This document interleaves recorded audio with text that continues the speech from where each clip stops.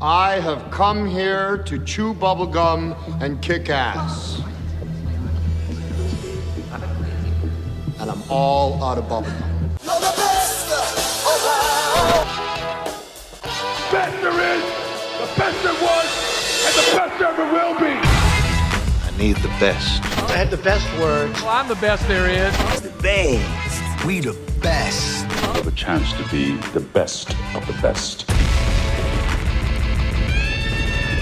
You are now listening to Best of the Best, presented by Radar Studios. Starring two guys who use their middle initial to sound cool. Here are your hosts, Neal E. Fischer and Mark P. Smith. But yeah, I guess he went on tour to talk about his music and to play it, it seems. I don't know. Would you go see that? I mean, I feel like it would be 2 hours of like... I mean, I love John Carpenter and I love his music, but I don't know if I'd make it an event. I don't know if I'd make it off my couch to go see him perform the music. Well, I think if you want to see John Carpenter, the two things I would want to hear personally is I want to hear... I guess see him in person would be interesting. I've never seen that, so maybe that'd be part of it. Well, I would want to hear Big Trouble in Little China because it's kind of ridiculous. Big Trouble in Little China. Ding, ding, ding, ding, ding, ding, ding. Is that? I think that's what it does. But the other one I love... It's either that or that's incredibly racist. Yeah, or it's Wang Chung, or is it Wang Chung? Whoever sings Turn in Japanese, I forget. Turn in Japanese, I think I'm turning Japanese. I really think. Is that song about masturbation? I'm pretty sure it is. I'm not sure. Maybe, unless that's an urban legend. But the Vapors, Turn in Japanese. Little side tangent there, but I'm pretty sure it's about masturbation because it. I'm not sure. Because what he means by I'm turning Japanese is he's squeezing his eyes. Oh. Because he's in ecstasy. In ecstasy, yeah. And because the lyrics are like, I see your picture. He's looking at a picture of a girl he likes. It's kind of deep. Yeah, I mean that's the 80s for you. All their songs are deep. But the one I would want to hear the most out of all of John Carpenter's scores is Assault on Precinct 13, which is like the coolest one. Which it has like the hi hat, like and it's like dum da da da dum, dum da da da dum. You can't be Halloween though. Oh shoot, that is a really good one too. When like especially when you think he's dead and all of a sudden you hear beep beep beep beep beep beep and you just hear like that. Well, when I was a kid, no one knew how to play piano in any grade, but anytime there's a piano, everyone would play the Michael Myers theme. Yeah, exactly. So I always thought that was kind of funny. Really, I guess you could do a show on his scores. That's why he's touring, I guess. So we're here to discuss the best of the best John Carpenter films. The best of the best. Do you think I should start us off and kind of throw out some... Tell us what you're going to put into the mix. What we're putting into the mix, into this salad. That's fine. Now, now when we did the episode that people will hear later, which was our first foray into the episode where I forgot to use the correct mic, but it will be released. We went... You put all of your options in the mix, and then I put all of mine. But maybe we just go back and forth, so that there's a little mystery. Yeah, because you might have the same ones I would want to put on there. That's true. You can cover the same ground though too, if you want. Yeah, I mean, I think we'll be fine. But all right, let's see. So, Mark, John Carpenter. What is your first submission to the mix? Well, the first thing I have to throw in the John Carpenter salad is Halloween, and I'll tell you why. It's obvious. Number one, it's obvious. Number two, personally speaking, I was never a big horror movie fan growing up. My parents just never watched horror movies. As a family, we just didn't do it. Right. It wasn't until I met my girlfriend in college, who is now my wife, that I discovered horror movies. She's really into horror movies, and I had a whole, 2 decades plus of catching up on horror movies, and Halloween was one of the ones that struck me the most. I thought it was super scary, but also super simple. I thought some of like the film techniques they use in that other movies hadn't. They really exploited the whole point of view camera and things like that. So to me, I got to put Halloween in the mix. I think Halloween definitely should be in the mix. In some ways, maybe it's too strong of a word, but it revolutionized the horror genre. I mean, you had Dean Cundey, who's one of my favorite DPs. I'll talk about him on many other episodes from his work on Roadhouse, Jurassic Park, Back to the Future. I mean, he really Ghostbusters? No. I don't think he did Ghostbusters. Okay.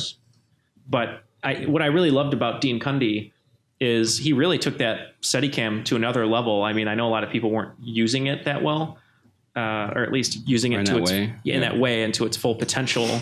And just those long stalking shots and POVs. And that whole opening is so great. Yeah, he's a kid.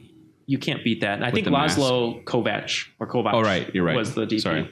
But yeah, the soundtrack is insane. Soundtrack is great. It launches Jamie Lee Curtis's career. She's sort of the prototypical scream queen, and she's such a hero in that movie, which is great. And Donald Pleasance, as Dr. Loomis. And the other thing you have too is you have that whole mythology of teens having sex and them getting killed. Yeah. And not paying attention to what they're supposed to be doing, like babysitting or whatever. What I love about Halloween 2, Michael Myers' character, is I like the fact that he's just pure evil. I don't like the problem that movies have these days. I find a lot of horror movies, especially, is there's like like the origin story is like overly done, where it's like too complicated. Right, like the writer spent like a day like writing a Bible that didn't need to be written. Yeah, it's like kind of like Dark Knight makes fun of it, where the Joker keeps saying, you know how I got these scars, and he keeps on making up a new story every time. And I think like movies kind of do that these days too much. That's why I like Halloween. I like Michael Myers for that reason, because you never get to see his eyes. That mask is so simple, modeled after Captain Kirk. Yep. Shatner. Which is also crazy. It's scary how scary that is, but it's also just so simple and ill-fitting, and and I just think like a guy who just like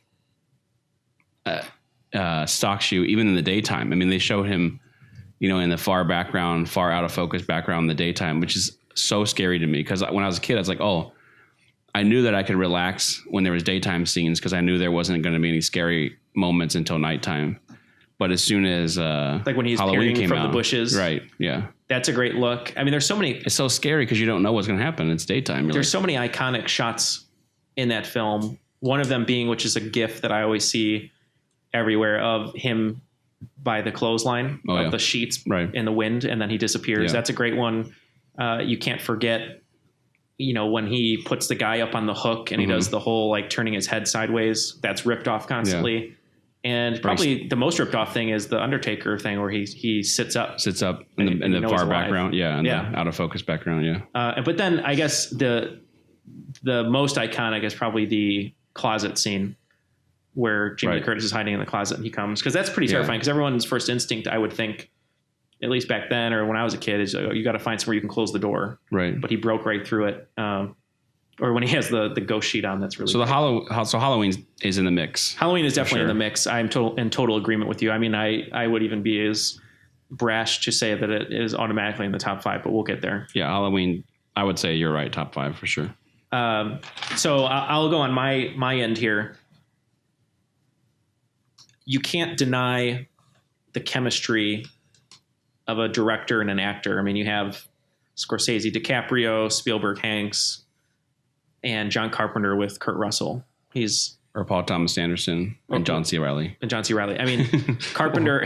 Hey guys. Or really more Philip Seymour Hoffman, rest in peace. Oh, yeah.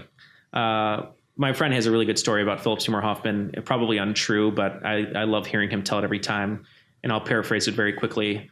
In a small suburb that Philip Seymour Hoffman would never have any business being in Illinois, a worker at the grocery store said it was like 2 a.m. and Philip Seymour Hoffman came up to him and went, "You guys got any frozen peas?" And then he goes, "Excuse me, frozen peas?" He goes, "Yeah, I got a party. You got any frozen peas?"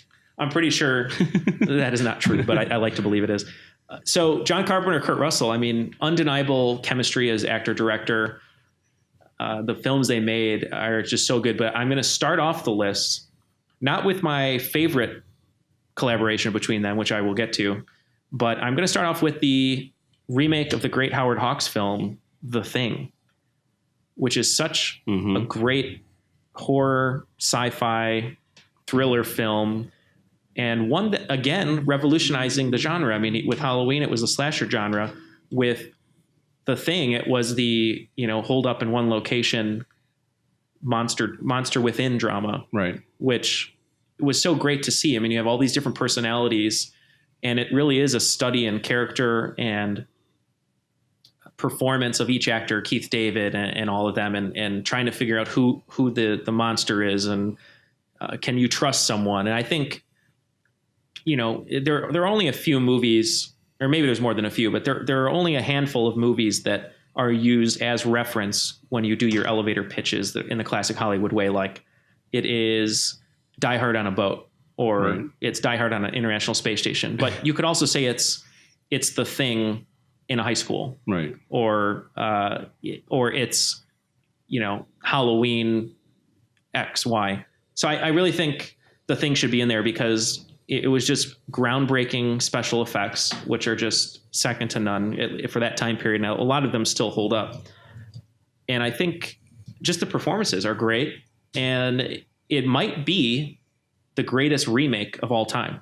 A lot of people don't like remakes or reboots, but thinking of it, the Howard Hawks film is great, but it might be the best remake of all time because I think that film is better than the original by far. I didn't realize it was a remake, so... Well, there you go. There you go. It just completely took that away. The score in that is fantastic too, which is, a thread throughout all of John Carpenter's films. That synthesized, brooding tone, whatever it is just awesome, which I think was then reused, or parts of it reused and redone or re-recorded for the Hateful Eight, I believe, which is sort of a similar... Oh, right. Yeah. Hateful Eight echoes the same theme with the same actor, which is right. Yeah. And I think, as Quentin Tarantino often does, he just takes something that worked really well and steals it and makes it his own, in my opinion. But I mean, look at this cast. I mean, you have Kurt Russell, Keith David, and we do not want to forget Mr. Diabetes himself. Wilford Brimley. Diabetes. The oatmeal guy. A great transformation scene with Charles Hallahan and all these other great guys, Donald Moffat and Richard Masur. I mean, great character actors other than the lead. You got these great character actors, and great film though. Yeah. So I'm gonna go on a limb too. I'm gonna give you that. I'm putting that in the top 5. You're gonna put that automatically in the top 5? Yeah. Okay. Because I would put that in the mix for sure. And if you're feeling strong about it, I think it goes in top 5. And it may get bumped, but I'm feeling confident that it will. Yeah, no, I think it does belong in there. Great film. So the next film that has to be in the mix, and I dare say this is tough, but it should be in the top 5. It's Big Trouble in Little China. Oh, another Kurt Russell vehicle. So funny, so weird. Very weird. Like, unlike The Thing, unlike Halloween, unlike some of the other movies, it's got like it's like an absurd Indiana Jones with sci-fi and mystical elements. It's such a weird tone, and it was great for the 80s because everyone was obsessed with like Asian culture and especially like martial arts and things like that. I think it was like perfectly timed in that movie. Kurt Russell is great. I mean, it's one of his most iconic roles for sure. Jack Burton. Right after Captain Ron. Captain Ron is the pinnacle of Kurt Russell's career. JK. But yeah, it's just great. I mean, like you can like recite, or my friends and I can recite all the lines in that movie. And the characters inspiring the Mortal Kombat characters. Oh yeah.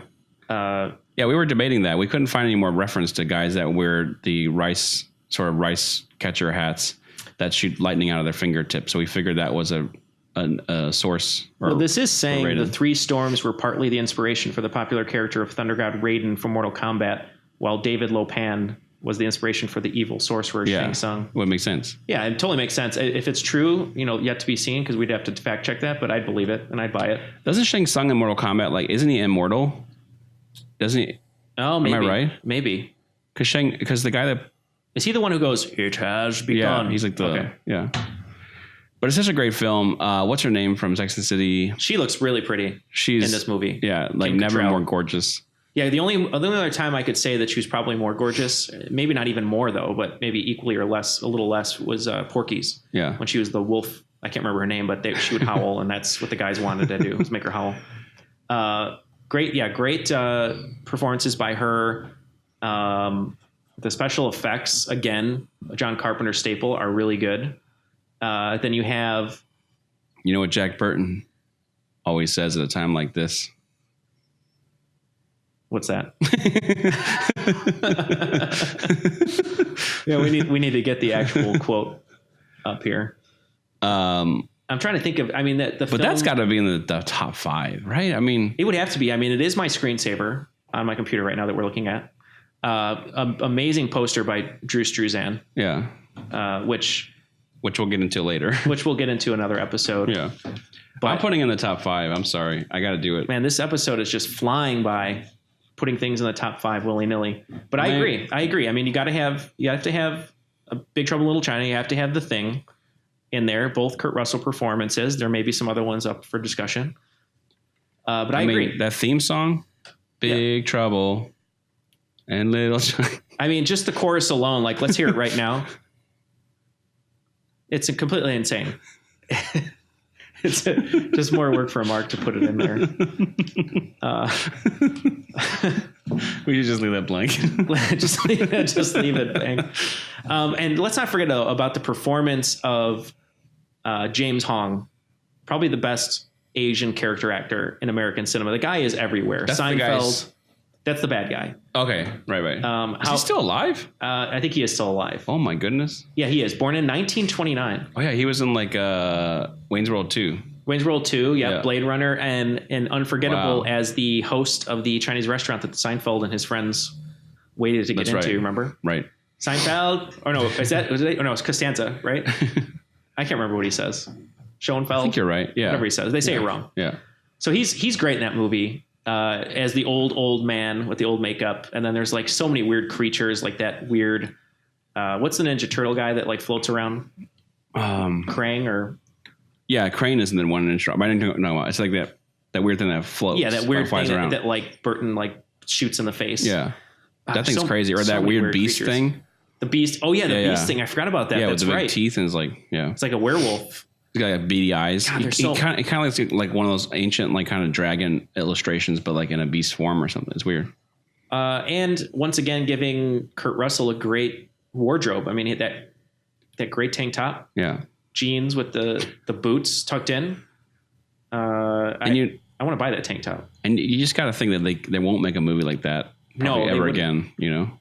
Well, I mean, just think about now. So the openings, or one of the opening scenes. How would you greenlight that movie? They're at the airport, and he's like, oh, she's special. She's an Asian girl with green eyes. What do you mean? Oh, Asian girls don't have green eyes, Jack. Right.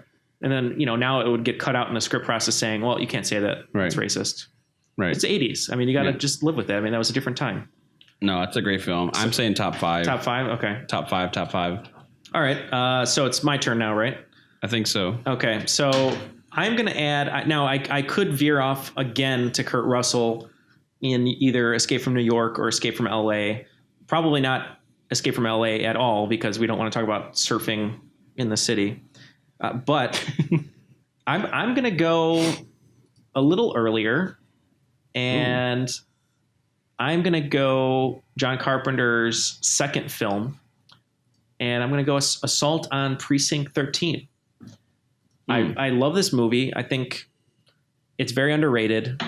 Great soundtrack, like we already said in the opening.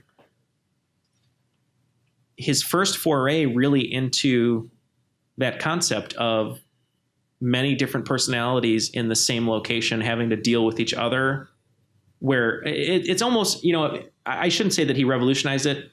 It is a very Romero thing with the first Night of the Living Dead, because you have these people that are closed in, in a location, and you think what they're scared of is the thing on the outside, but really it's what's on the inside. Although in Assault on Precinct 13, though, it's pretty terrifying. I mean, having all these gangs coming at your police precinct. Right. The remake I did not like with Ethan Hawke and Lawrence Fishburne, but just the scene that gets Larry me. Fishburne. Well, yeah, we know him as Larry. Yeah.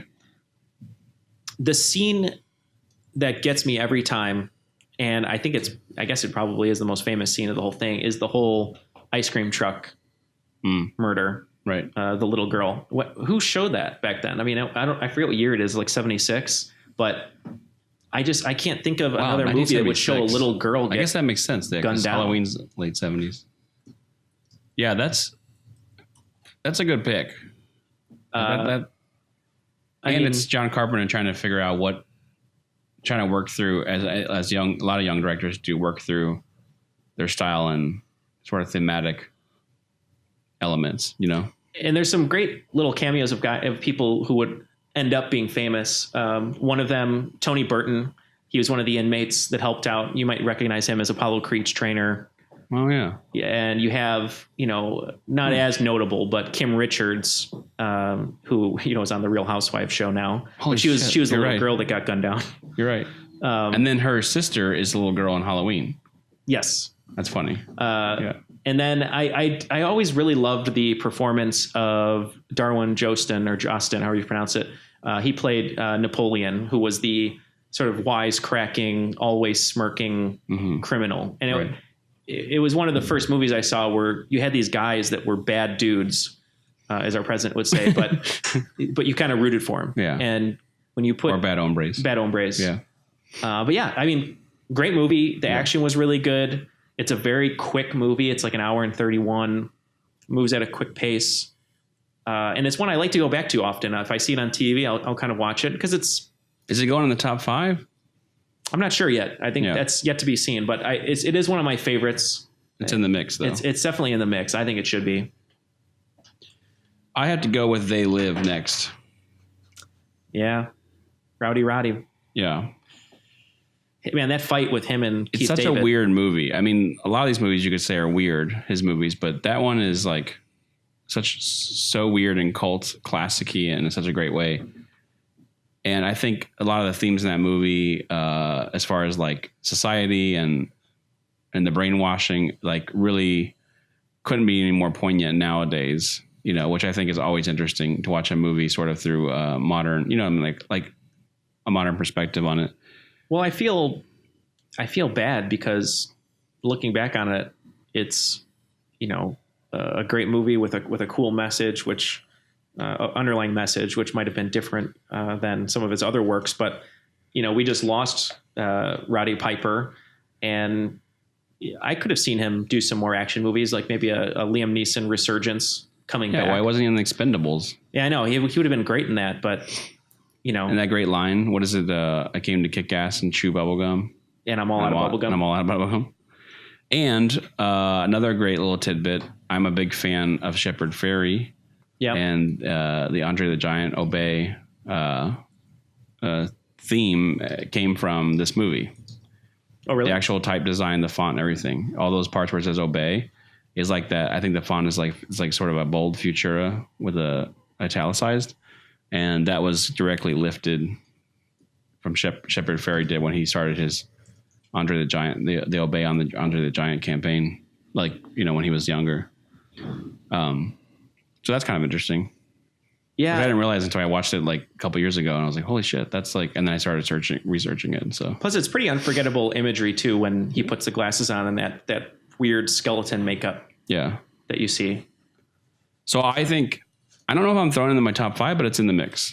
I'm not strong. I'm not feeling strong at the moment. Do you recall that one fight that Roddy Piper and it's like Keith super David long. It's really long. A lot of people, say that's like the greatest fight in film history. And they redo it, don't they, in Family Guy? Yeah, I think they do. Yeah. Yeah. I don't really agree that it's like one of the best of all time. I think it is really good. It's hilariously long. Yeah. Sure. It didn't age as well as it probably should have. But it is really good. But yeah, there's just some other great character actors in here. Peter Jason, who's, I don't know, he's always good in all the movies that he appears in. What? Actually, I think he was in Mortal Kombat and in The Mouth of Madness, another James Cameron film. But I definitely think it should be in the mix. So far in the mix, we have Big Trouble in Little China, The Thing, Halloween, Assault on Precinct 13, and They Live. Dare I say They Live 1988, the last good film that he made, Carpenter. Because let's take a look here. So 88, They Live, and here's the rest of his films he's made. 92 was Memoirs of an Invisible Man. 93, TV anthology movie Body Bags. 95, possibly back in the mix, In the Mouth of Madness with Sam Neill. That film is bonkers. Right. Village of the Damned, the remake, 95. Escape from LA, 96. I mean, Vampires, 98. I mean, I guess that's James Woods. I don't know. Ghost of Mars. I'd agree with you. I would say honorable mention to In the Mouth of Madness because it's a good film. But you're right. He did all his heavy lifting. He did all his best work really up until They Live, for sure. Well, I mean, Starman. Yep. That's a great film. Jeff Bridges and Karen Allen. We've talked about her in another episode. Produced by Michael Douglas. Wow, I did not know that. Interesting. Well, yeah, a lot of people don't know. Michael Douglas is a pretty I know he did like producer. Yeah, One Flew Over the Cuckoo's Nest and everything. And he was pretty loves young. producing. Yeah. Jeff Bridges, Karen Allen. Starman is a great film. I mean, Bridges was nominated for an Academy Award for Best Actor for that, for a John Carpenter film, which is, I don't know, that doesn't really happen. That's not my pick though, because I mean we're looking over Christine, right? The Stephen King adaptation, and The Fog. The Fog's a pretty cool movie. Some might say would be in his top 5, but I think, is it my turn? Yes. I think where I'm going to go. I want you to go out on a limb too and throw in this next one. For you or for me? No, I want you to throw it in the top 5. I want you to be confident. This next one? Yeah.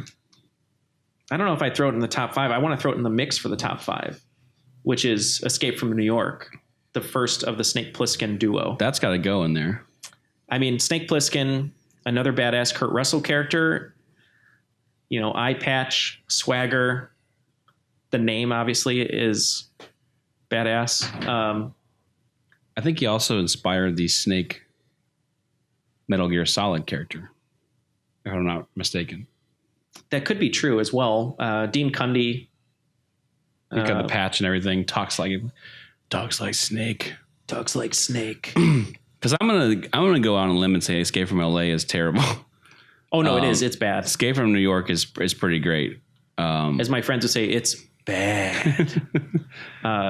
But yeah, that's another excellent Kurt Russell character. It's funny how like almost all of his like kind of characters are in John Carpenter's movies. Yeah, no, that's true. But you're right. They have a thing like you said, De Niro and Scorsese or.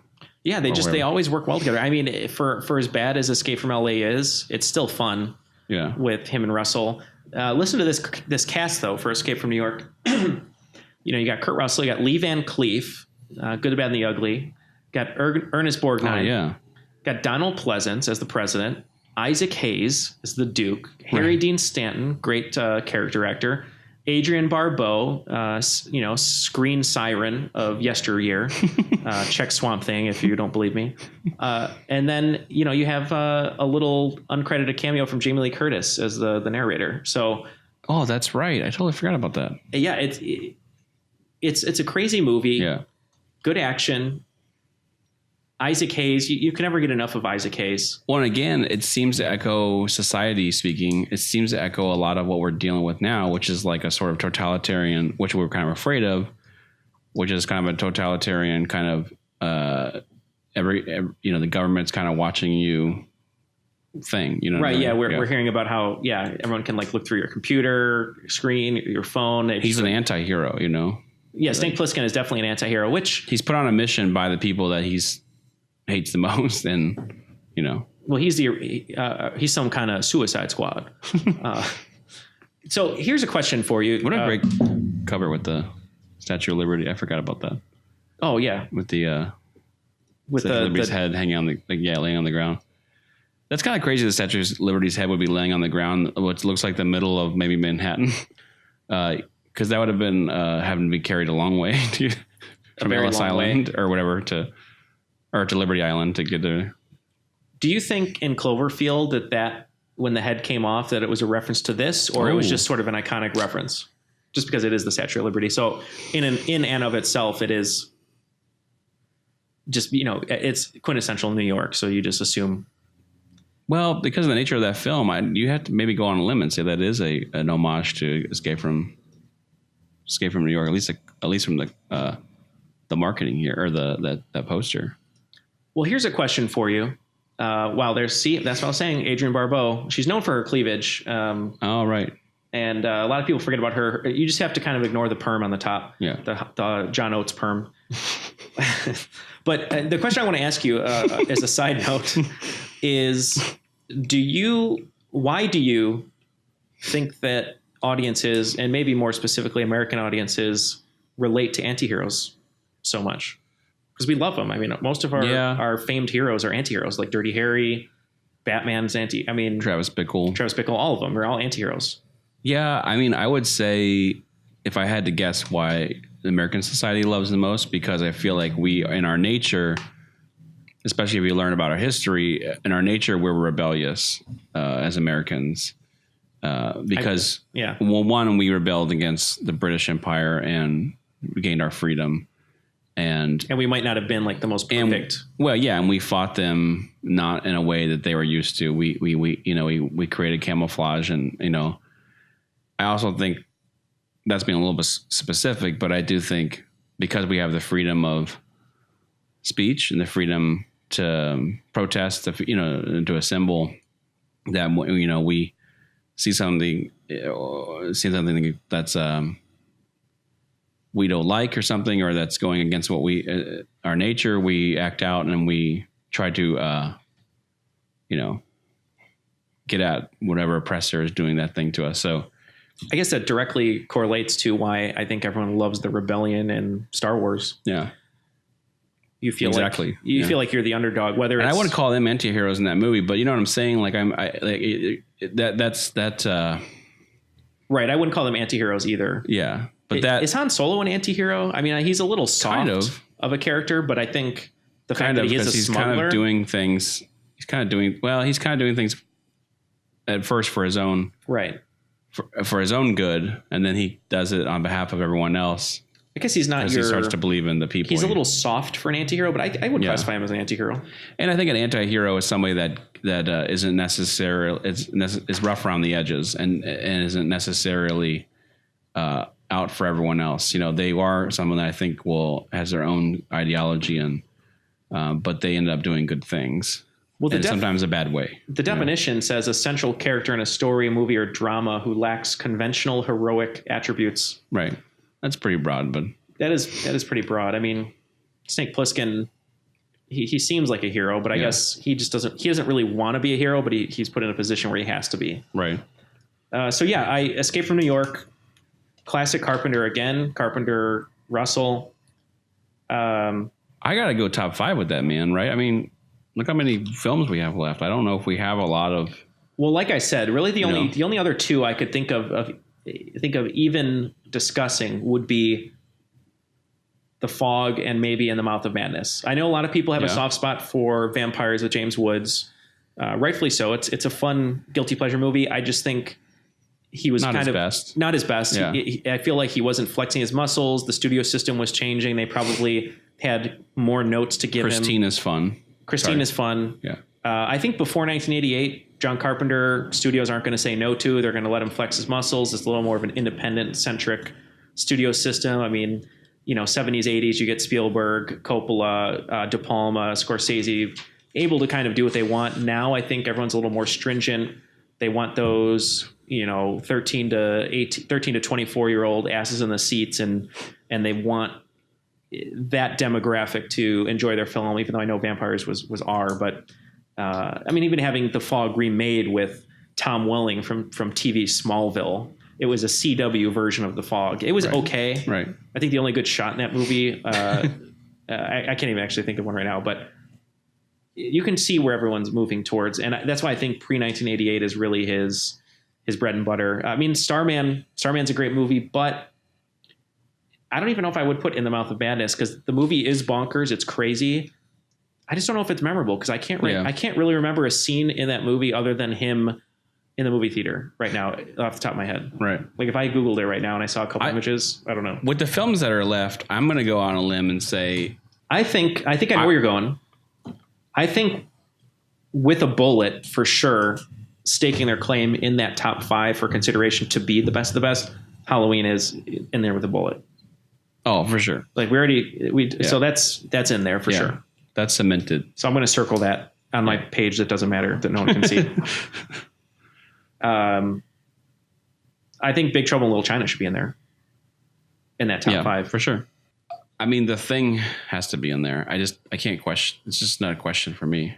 Yeah, I agree. You know, like it's weird because his list, his films, this era that we're talking about, so easily can be put into a top 5.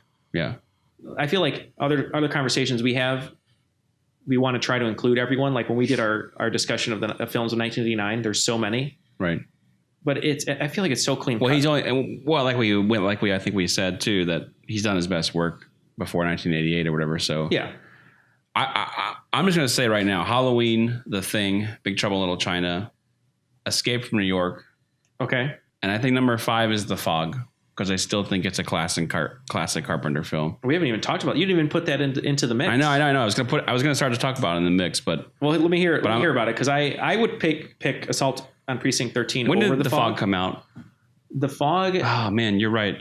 Hold on. The Fog came out in 1980. Let's look at The Fog here. You tell me what you think of The Fog. Yes. We're going to talk about it here. Oh wow, I forgot. You're right. Adrienne Barbeau was in that. So was Jamie Lee Curtis and Jamie Lee Curtis's mom, Janet Leigh. Yep. And also in that film, famed character actor Hell Holbrook. The Fog, like The Thing, is a great.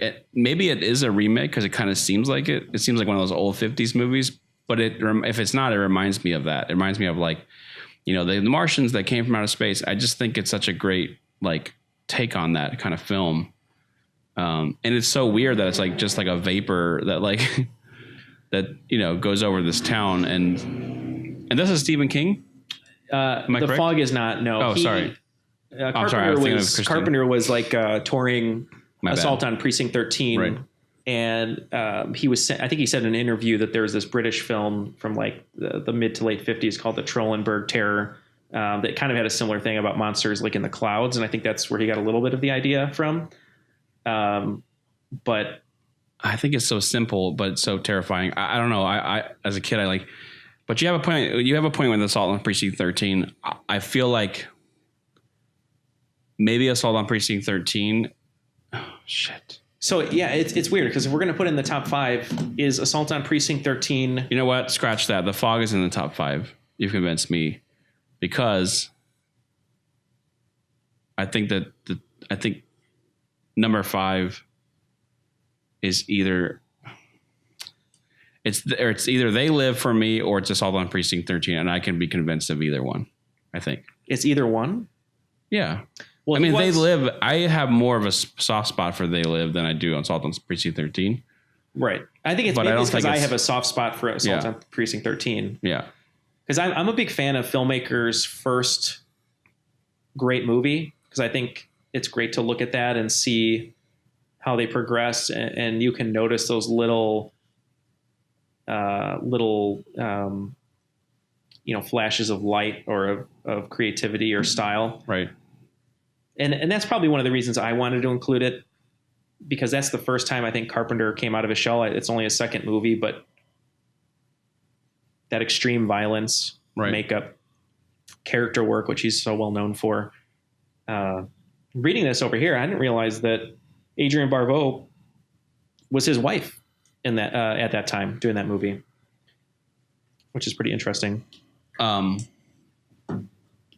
All right, so I'll tell you what. Yeah. We'll parlay this argument. So so the top 5 so far: Halloween, right? Yep. The Thing. Yep. Big Trouble in Little China. Yep. So we have no qualms about those 3. No.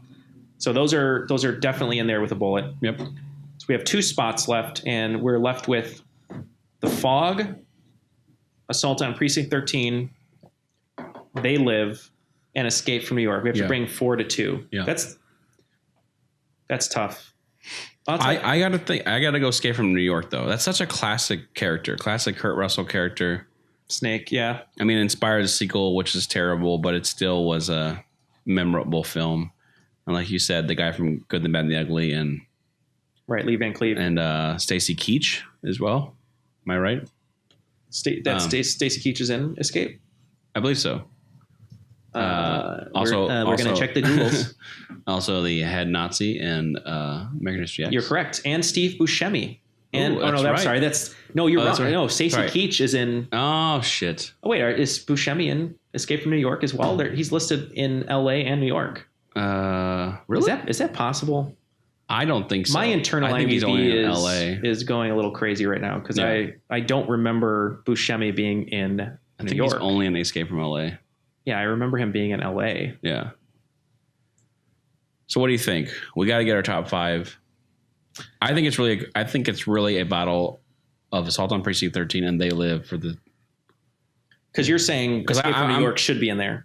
I'm saying it should be in there. I'll bow to you on that one. Let's put that in there as number 4. I know that's three Russell vehicles, but I mean it's worthy. He is the John Carpenter guy. So. He's John Carpenter's muse for sure. All right, so Big Trouble, The Thing, Halloween, Escape from New York. We have one spot left between Assault on Precinct 13 and They Live. So here's really what we're discussing if we boil it down to whatever that phrase is. Boil it down to gravy. To brass tacks. The buck stops here. Boiling down the gravy. We're boiling. Yeah. We're making a reduction sauce of John Carpenter. Exactly. So this is, I think, what we're arguing. Assault on Precinct 13. Yep. John Carpenter's first great film. They Live, according to what we've just been talking about, his last great film. Right. So that's kind of what we're deciding here. 1988. Wow. His last great film, or are we talking about, Assault on Precinct 13, which was 1976? And we're throwing The Fog out, right? We're agreeing on that. I mean, I like it's an honorable mention, but I don't know if it's in the top 5. Maybe that's our sixth man today. Yeah. So if for some reason one of the other guys can't perform, The Fog comes in. It's our Robert Horry of. It is the Robert Horry. Yeah. Or the Tony Kukoc. Yeah. Okay. So yeah, I'm fine with that. I'm fine with The Fog being the Tony Kukoc today. All right. So his first great film, last great film. Roddy Piper. Bruce Bowen of the Spurs. Sorry, I was thinking of another great sixth man. Okay. So Assault on Precinct 13, you didn't really have any classically famous leading men because it was his first movie. Right. Then you go to They Live, you get Roddy Piper in the lead, a wrestler, paving the way for, dare we say, The Rock and other wrestlers having Hulk Hogan, Terry Bollea, as I call him, Terror. Or John Cena. So many wrestlers that have made the transition. Roddy Piper did it, 1988. Yeah. This is a tough one. Andre the Giant and Princess Bride.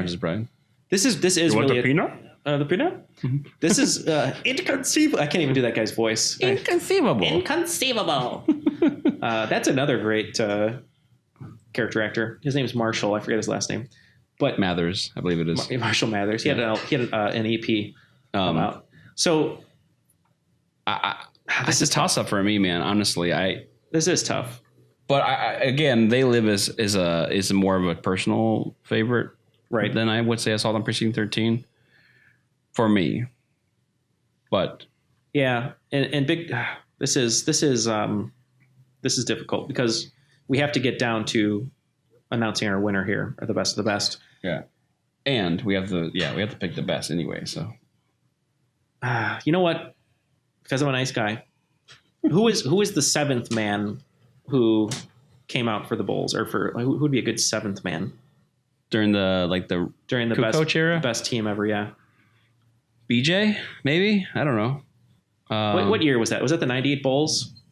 Kukoc was in the later half, like the '96 through '98. Yeah.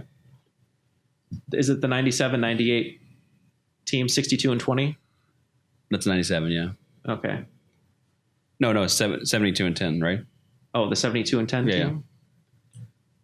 That's the best team in basketball. Everyone knows. So we're keeping everyone not the stupid Warriors team expense. That lost the actual championship. Man, this year has just been just 3-1s being blown like crazy. Right? Indians. Good for 3-1s, sorry. Golden State Warriors. Yeah.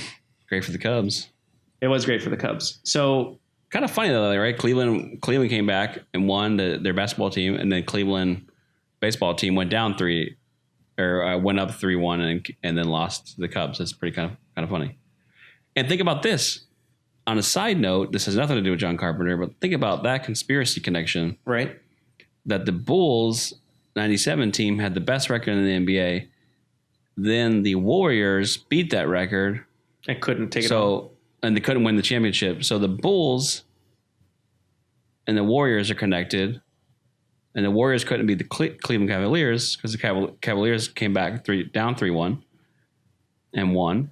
And then the Cleveland Indians in the same year couldn't beat the other Chicago team because they went up 3-1 and lost from a comeback from the... Oh, my mind's blown right now. So what you're saying is that it's the Illuminati. Right.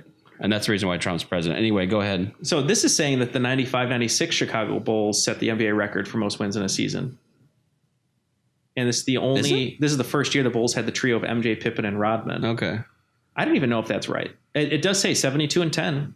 And this is the starting lineup. Okay. Final starting roster: Steve Kerr, Jordan, Pippen, Rodman, Luke Longley. Is Assault on Precinct 13 Ron Harper? He was a pretty solid bench player. He was a solid. I would venture to say that he would be the Assault on Precinct 13, while Tony Kukoc would be the Fog. Okay. That's fine. All right, let's throw They Live in the top 5. Okay. I think that's solid. I don't know if a lot of people would argue with that. No, I think this is a solid it's a little top sketchy 5. on the last. I mean, not sketchy, but I feel like it's a little debatable, obviously, on the last couple. But it's a good argument to have. I mean, the fact that we have to argue over that last spot means that we're looking at a great filmmaker's filmography. So we have Halloween, The Thing, Big Trouble in Little China, Escape from New York, and They Live. How do we determine the best of the best? Well, Big Trouble in Little China, one of my personal favorites. Love watching it on TV all the time. I throw it in whenever I can. Great film, little weird. I know some people don't get it. Some people think it's crazy. It reminds me of, I showed my girlfriend The Never-Ending Story, and I used to love that movie as a kid. Oh, yeah. That movie is dark. Yeah, it creeps me out. I always thought it was like a fun, lighthearted movie, and I watched it like the horse gets just like pulled in. Yeah. The horse dies. Kids crying the whole time. Atreyu! Foul car! So that movie's dark. So I'm thinking okay. It's a bit of a weird movie. Yeah. I don't even know if I would put it at number 1. It might be number 1. Well, let me break it down this way for you. Yeah. Let me put this into perspective. We have 3 Kurt Russell films, which odds will tell you that one of those Kurt Russell films would be the best of the best in John Carpenter films. It's 3 films out of 5. I'm not saying that's going to be the case, but is that swaying you in any way? You think it would sway me, but I hearken back to the year The Color Purple was in the Oscars. You love hearkening. I love hearkening. When The Color Purple was in the Oscars, the whole cast came, 11 nominations. They were poised to win a ton of them. Both supporting actress, or 2 of the 5 were from Color Purple. Right. So like you said, it would lead you to believe that one of those Color Purple nominees would win. They didn't, which is crazy. I dare say I love The Thing. I love Big Trouble. I love Escape from New York. I love Kurt Russell, as we will probably talk about in our best everyman actor episode in the future, whenever that happens. I think if you're talking John Carpenter and you go to someone, you go, hey, do you know who John Carpenter is? He's a director. Oh, yeah, he did Halloween. Yeah. That's the first thing everyone's going to say. Yeah. Halloween, Steadicam, Michael Myers, soundtrack, Donald Pleasant, Jamie Lee Curtis, changing the classic horror character, changing the face of the slasher genre, probably the best slasher movie of all time, setting the rules for the future for all other movies about sex and film and the babysitters and all that. And now it's time to announce the best of the best. They Live, number 5. Escape from New York, number 4. Big Trouble, number 3. Thing, number 2. At number 1, the best of the best is Halloween. Yeah, it's definitely Halloween. I agree. I can't think of an argument to go against that. It's so impactful in cinema, namely horror, the horror genre, and it spawned like a franchise that has made 9 movies or something. I didn't even talk about that. It's so well done. It's so scary, even to this day, and so simple. I think it's a lesson for any like horror filmmakers these days that are making films like It Follows and things like that. Oh yeah, everyone rips off John Carpenter. You know, like now. it's just such a great. You're right. It's such a great. It's such a great film. I got to put it number one. I knew from the jump that was my number one. I'm going to be honest with you because I love all these kind of other had films. a feeling that I was going to go number one with that as well. I mean, it's my favorite horror movie of all time. It's probably in my top 10 movies of all time too.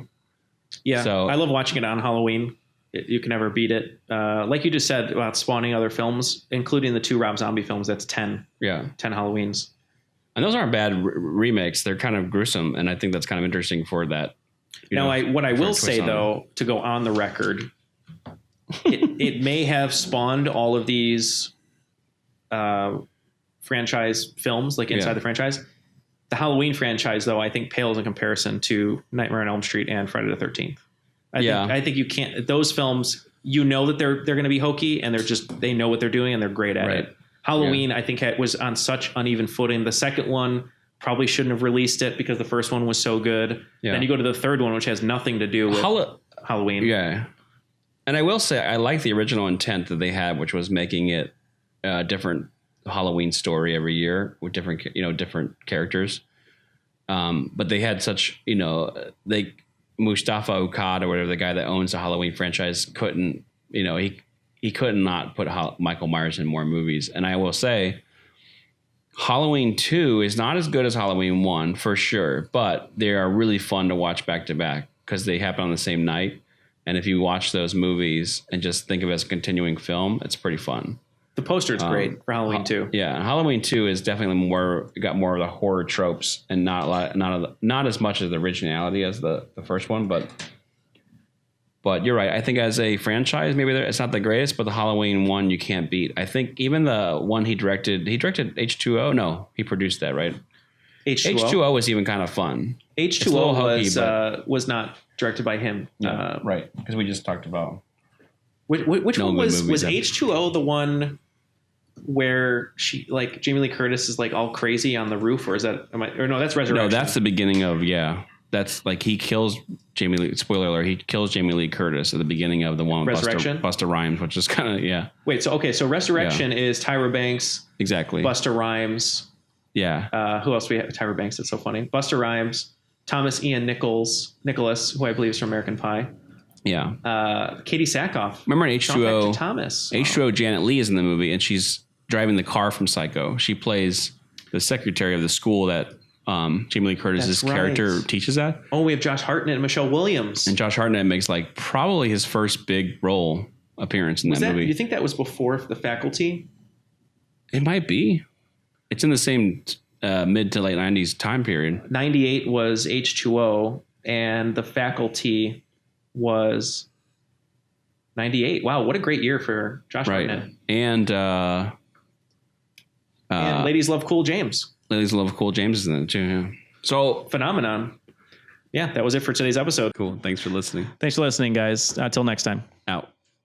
I met this 6-year-old child with this blank, pale, emotionless face and the blackest eyes. Thanks for listening. If you think we've missed any of your favorites, message us on Twitter and Instagram using the handle @bestofbestpod and include your own top 5 by using the hashtag BOTB. We ask that you rate, review, and subscribe to Best of the Best on iTunes or your preferred podcast app. Have ideas for show topics, opinions, or just want to say hello? Send us an email to bestofthebestpod@gmail.com. Till next time, special thanks to Radar Studios and long live Don Hogue.